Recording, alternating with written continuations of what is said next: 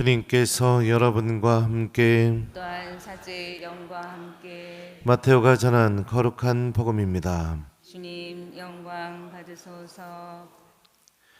야곱은 마리아의 남편 요셉을 낳았는데 마리아에게서 그리스도라고 불리는 예수님께서 태어나셨다.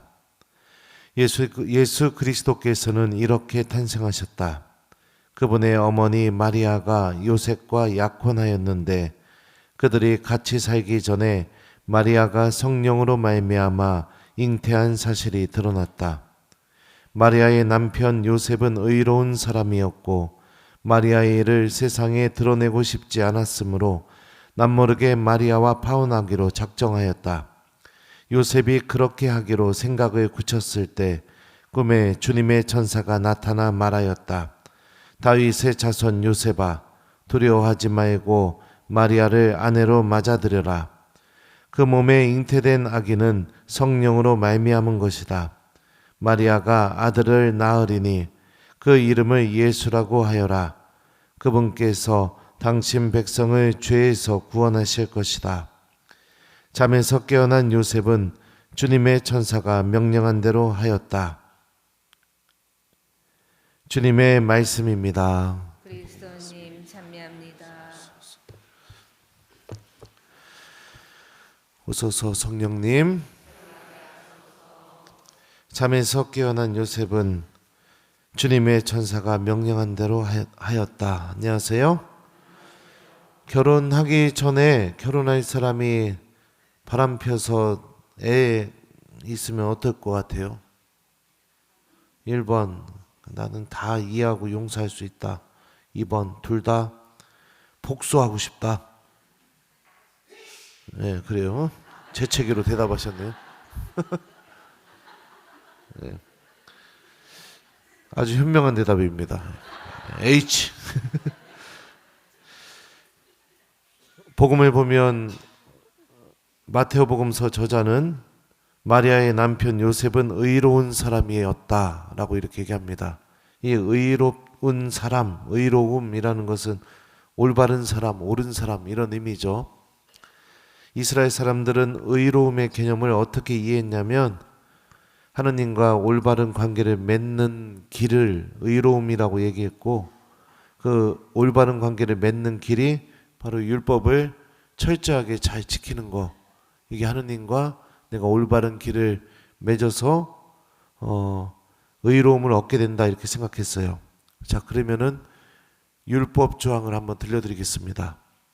어떤 젊은 처녀가 한 남자와 약혼을 하였는데 성읍에서 다른 남자가 그 여자와 만나 동침한 경우 너희는 두 사람을 다 그 성읍의 성문으로 끌어내어 그들에게 돌을 던져 죽여야 한다. 신명기 22장에 나오는 말씀이에요. 그럼 요셉은 의로운 사람이었으면 당시에 유다인들이 생각했던 대로 이 말씀을 그대로 실행으로 옮겼어야겠죠. 그죠? 아닌가요? 그런데 요셉은 어떤 선택을 합니까? 예? 마리아의 남편 요셉은 의로운 사람이었고 또 마리아의 일을 세상에 드러내고 싶지 않았으므로 남모르게 마리아와 파혼하기로 작정하였다. 요셉의 이 선택 안에는 어떤 게 담겨 있었을까요? 여전히 마리아를 사랑하고 있는 거예요. 마리아가 돌 맞아서 죽느니 차라리 임신시킨 그 남자랑 좋아서 임신했을 거니까 그러니까 살게 해주는 거. 이게 요셉이 갖고 있었던 의로움이었습니다. 당시 사람들과는 다른 의로움이었죠. 바로 사랑 안에서 선택할 줄 아는 거. 요셉이 이렇게 선택한 것은 마리아에 대한 사랑에서 나온 결정이었고 동시에 이 결정은 요셉 입장에서는 자기가 생각할 때는 올바른 결정이었습니다. 틀리지 않은 결정. 그런데 꿈속에서 하느님의 계획과 뜻을 요셉은 듣게 됩니다. 요셉이 그렇게 하기로 생각을 굳혔을 때 꿈에 주님의 천사가 나타나 말하였다. 다윗의 자손 요셉아 두려워하지 말고 마리아를 아내로 맞아들여라. 그 몸에 잉태된 아기는 성령으로 말미암은 것이다. 꿈속에서 하느님의 계획과 뜻을 요셉은 듣게 되었는데 그 하느님의 계획과 뜻은 뭐냐? 요셉이 마리아와 결혼하는 것이었습니다. 요셉이 내렸던 올바른 선택과 하느님의 계획과 뜻이 같지가 않아요. 여기서 우리는 한 가지 중요한 사실을 알 수 있습니다. 내가 사랑 안에서 내 모든 지혜를 다 짜내서 내 경험에 비추어서 내린 결정이 올바르게 보인다 하더라도 항상 그 올바르게 보이는 그 결정이 하느님의 뜻과 계획에는 항상 일치할 수 있다. 이건 아니라는 겁니다. 내 입장에서는 올바른 선택일지 모르겠지만 하느님의 뜻과 계획에서는 그 올바르게 보이는 선택이 어긋나 있을 수도 있다는 거예요. 이런 순간이 우리들에게 맞닥뜨리게 되었을 때 우리는 어떤 선택을 하는 게 올바를까요? 바로 요셉과 같은 선택을 하는 거죠. 내가 올바르게 내린 결정이 하느님의 계획과 부딪히게 될 경우에는 하느님의 뜻을 선택할 줄 아는 용기. 요셉은 자신의 계획이 또 자신이 내린 결정이 하느님의 뜻과 맞지가 않다는 것을 꿈속에서 알게 되었고 그렇게 되자 이런 행동을 하게 됩니다. 잠에서 깨어난 요셉은 주님의 천사가 명령한 대로 아내를 맞아들였다. 하느님의 뜻에 순종할 줄 아는 용기를 갖고 있었죠. 혹시라도 여러분들도 요셉처럼 내가 의도하지 않은 고통 때문에 아파하고 있거나 내가 원인이 되지 않은 알 수 없는 어려움 때문에 여러분들이 지금 힘들어하고 있다면 요셉 성인에게 전구하셨으면 좋겠습니다. 그 고통 안에서 하느님께서 어떤 것을 계획하고 있는지 또 그 어려움 안에서 주님께서 어떤 뜻을 담아놓고 계시는지 내가 알아듣고 그 고통만을 바라보는 사람이 아니라 그 하느님의 계획을 보고 또 하느님의 뜻을 보고 정말 힘들고 어렵지만 이해할 수는 없지만 받아들이기 너무너무 어렵지만 그래도 그 하느님의 뜻을 따라 걸어갈 수 있는 신앙인이 되게 해달라고요. 그 요셉의 이 용기 있는 선택으로 인해서 어떤 일이 벌어지게 되었죠? 오늘 일독서에서 하느님께서 다윗에게 약속하신 그 약속의 말씀이 그대로 이루어지게 됩니다. 너의 날수가 다 차서 조상들과 함께 잠들게 될 때 내 몸에서 나와 내 뒤를 이을 후손을 내가 일으켜 세우고 그의 나라를 튼튼하게 하겠다. 나는 그의 아버지가 되고 그는 나의 아들이 될 것이다. 바로 메시아에 관련된 말씀이죠. 그리고 우리를 구원하실 예수님께서 우리에게 오시게 되었습니다. 또 두 번째로 우리가 생각해 볼 수 있는 점이 무엇이냐면 요셉은 이해할 수 없는 고통 앞에서 끝까지 하느님의 뜻을 찾는 신앙인이었다는 겁니다. 한번 생각해 보세요. 너무너무 어렵고 황당하고 진짜 환장할 일이 나에게 벌어져 버렸습니다. 근데 많은 경우 그런 일이 벌어지게 되면 쉽게 선택할 수 있는 것 중에 하나가 뭐냐면 하느님을 원망하는 겁니다. 하느님을 원망하는 거예요. 근데 요셉은 그런 선택을 하지 않았어요. 요셉이 꿈속에서 하느님의 뜻을 알아듣게 되었다는 것은 그가 자기에게 주어진 이 고통 앞에서 얼마나 처절하게 하느님의 뜻을 찾는 사람이었는지를 알 수가 있습니다. 보통 우리가 엄청나게 고민을 하고 있으면 그 고민했던 내용이 꿈에서까지 이어지는 경우들이 종종 있습니다. 여러분들도 분명히 경험했을 것 같아요. 저는 한번 예전에도 얘기했던 것 같은데 유학 중에 기말고사 마지막 최종 시험 그 시험을 앞두고선 공부를 무진장 했는데도 마음이 불안한 거예요. 막 잠을 잤는데 시험 전날 그러니까 내일이 시험인데 잠을 잤어요. 근데 꿈을 꿨는데 꿈속에서 기말고사 시험지가 나와갖고 제가 문제를 막 푸는 꿈을 꿨습니다. 일어났는데 너무나 생생해가지고 거기에 나왔던 문제에 대한 답을 다 적어놓고선 그거 들고 학교 가갖고 시험 봤는데 한 문제도 안 나왔어요. 이렇게 사람이 고민을 많이 하게 되게 되면은 그 고민 내용이 꿈속에서까지 이어지게 됩니다. 꿈속에서 하느님의 뜻을 찾았다는 것은 요셉이 자기에게 주어진 고통 앞에서 얼마나 처절하게 기도했던 사람이었는지를 알 수가 있는 거죠. 하느님, 도대체 당신의 뜻이 무엇입니까? 하느님, 저에게 이 일이 일어나게 됐는데 도대체 이 일을 통해서 당신께서 원하시는 계획이 무엇입니까? 기도 안에서 끊임없이 찾고 찾았죠. 그리고 주님께서는 그 기도에 대한 응답으로 꿈속에서 당신의 뜻과 계획을 요셉에게 알려주시게 됩니다. 요셉은 고통 앞에서 기도하는 사람이었습니다. 그리고 그 기도하는 삶이 하느님의 어마어마한 뜻과 계획에 협조하고 아주 거룩한 도구가 되게 요셉을 인도했죠.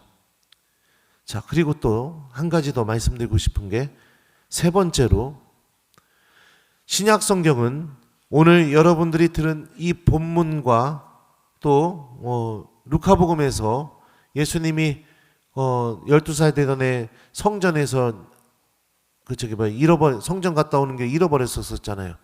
몇몇 안 되는 지문 외에는 요셉을 언급하지 않고 있다는 겁니다. 우리가 삶을 살다 보면 항상 내가 드러나고 싶고 그리고 또 어마어마하게 어떤 돋보이는 일을 해야만 내가 의미를 찾고 막 그럴 수 있을 것처럼 느껴지지 모르겠지만 요셉이 했던 것은 꿈속에서 하느님의 뜻을 알게 되었고 그리고 난 뒤에 어떻게 하느냐, 마리아와 결혼해서 예수님의 양아버지로서 삶을 살아간 거 하나밖에 없어요. 사람들이 요셉을 바라보면서 뭐라고 얘기했을까요?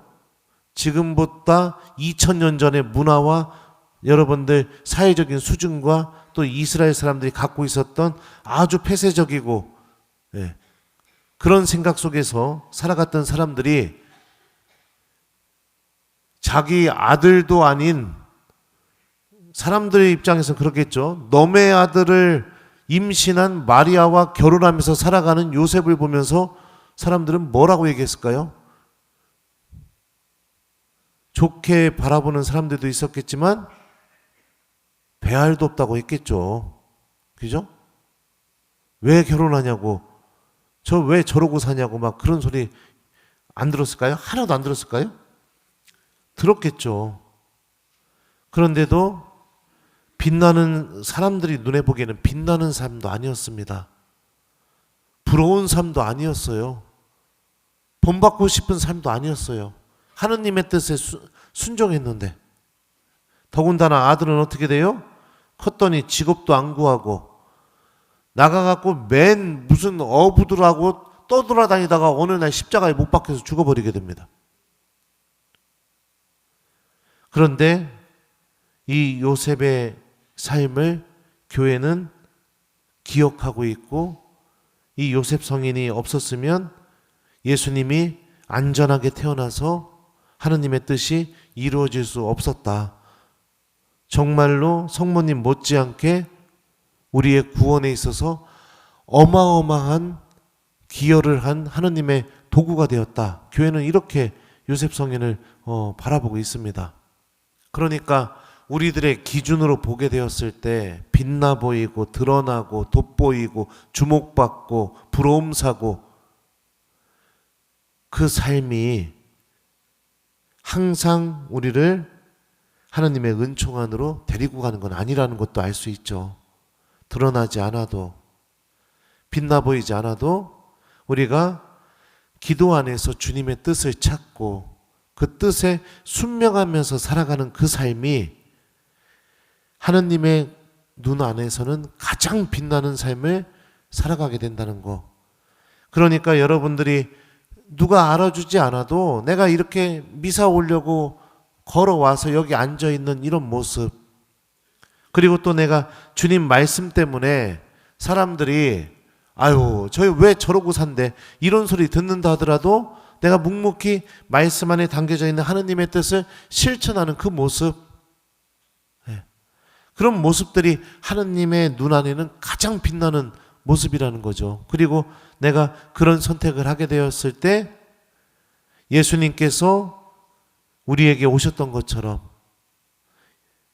마찬가지로 말씀이 이루어지는 그 장소 안에 주님께서 나와 또 이웃들 사이에 현존하시게 되는 그런 요셉 성인이 했던 일과 비슷한 일을 우리들도 해나갈 수 있다는 겁니다. 자, 그래서 오늘 우리 요셉 성인의 축일을 맞이하면서 이 요셉 성인의 믿음을 본받았으면 좋겠습니다. 첫 번째, 요셉 성인은 알 수 없는 고통 앞에서 끊임없이 기도하고 하느님의 뜻과 계획이 무엇인지를 찾았던 성인이다. 이게 요셉 성인의 믿음의 아주 빛나는 모습 중에 하나인 겁니다. 두 번째, 자신이 내린 올바른 판단이라 할지라도 하느님의 뜻과 계획에 일치하지 않는다면 자신이 맞다고 생각하는 것을 내려놓고 하느님의 뜻과 계획에 순종할 줄 아는 믿음이었다. 이게 요셉 성인의 아주 빛나는 믿음의 두 번째 모습인 거죠. 세 번째, 사람들에게 인정받고 드러나면서 행복을 얻는 그런 삶이 아니라 하느님의 뜻에 순종하면서 드러나지 않는다 하더라도 성실하게 주님의 뜻에 순종하는 믿음을 갖고 있었다. 이게 요셉 성인이 갖고 있는 믿음의 세 번째 모습인 겁니다. 사랑하는 우리 교회 여러분들, 우리는 하느님의 도구들이고요, 하느님의 뜻과 계획이 우리 안에서 이루어지기를 바라는 사람들입니다. 내 뜻과 내 계획이 아니라요, 내가 드러나고 내가 빛나는 것이 아니라 나를 통해 하느님이 드러나시고 하느님이 빛나시게 되는 그런 삶을 우리는 시작한 사람들이에요. 그러니까 오늘 말씀이 알려주는 이 요셉 성인의 믿음을 마음속에 잘 간직하고, 이 믿음의 모습이 바로 마테오복음이 이야기하는 의로움의 의미인 거죠. 율법만 철저하게 지키는 것, 이게 하느님과 올바른 관계를 맺는 길이 아니라는 것을 마테오복음은 이미 요셉 성인을 통해서 우리에게 알려주고 있죠. 특별히 아까도 얘기했지만 지금 힘들고 어려운 일, 어마어마한 고통 속에 있는 일, 그 일 때문에 내가 아파하고 힘들어하고 있다면 오늘 요셉 성인께 좀 전구를 청하면서 나도 요셉 성인처럼 하느님의 뜻을 알아듣고 이 고통이 은총으로 변화될 수 있는 길로 걸어나갈 수 있게 도움을 청해봤으면 좋겠어요. 오늘 이 독서에서도 바울은 이렇게 말해요. 그는 희망이 없어도 희망하며 너희 후손들이 저렇게 많아질 것이다 하신 말씀에 따라 많은 민족의 아버지가 될 것을 믿었습니다. 바로 그 때문에 하느님께서 그 믿음을 의로움으로 인정해 주신 것입니다. 아브라함도 마찬가지죠. 희망이 없는 상황 속에서, 왜요? 나이가 물리적으로 애를 낳을 수 있는 그런 나이가 아니었으니까요. 그럼에도 불구하고 하느님의 뜻과 계획이 담겨있는 주님의 말씀에 믿음을 뒀고 그 말씀이 이루어진다는 믿음으로 아브라함은 살아갔기에 하느님께서는 그 믿음을 의로움으로 인정해 주셨다라고 바울은 얘기합니다. 참된 의로움을 갖고 있는 믿음은요, 바로 이렇게 하느님의 뜻과 계획에 순종할 줄 알고 그 주님의 뜻과 계획이 이루어진다고 믿고 또 그 뜻과 계획이 이루어지는데 협력할 줄 아는 용기를 갖고 있는 거, 이게 참된 믿음의 모습인 거죠. 그래서 오늘 하루 이 요셉 성인이 갖고 있는 이 믿음의 세 가지 모습 우리도 실천해 봤으면 좋겠어요. 첫 번째, 어려움 앞에서 끝까지 기도하고 하느님의 뜻을 찾을 줄 아는 믿음. 두 번째, 내가 옳다고 생각하는 것이 하느님의 뜻과 계획에 어긋나다면 하느님의 뜻과 계획을 선택할 줄 아는 믿음. 세 번째, 빛나고 드러나는 삶이 아니라 묵묵히 주님의 뜻과 계획에 따라갈 줄 아는 믿음. 이 세 가지를 우리가 잘 실천하는 그런 하루를 보내봤으면 좋겠습니다. 그래서 오늘 숙제는 여러분들 요셉 성인께 이 세 가지 믿음을 나도 좀 본받을 수 있게 도와달라고 청하면서 기도하는 하루를 보내기, 요거를 숙제로 드립니다. 잠에서 깨어난 요셉은 주님의 천사가 명령한 대로 하였다. 아멘.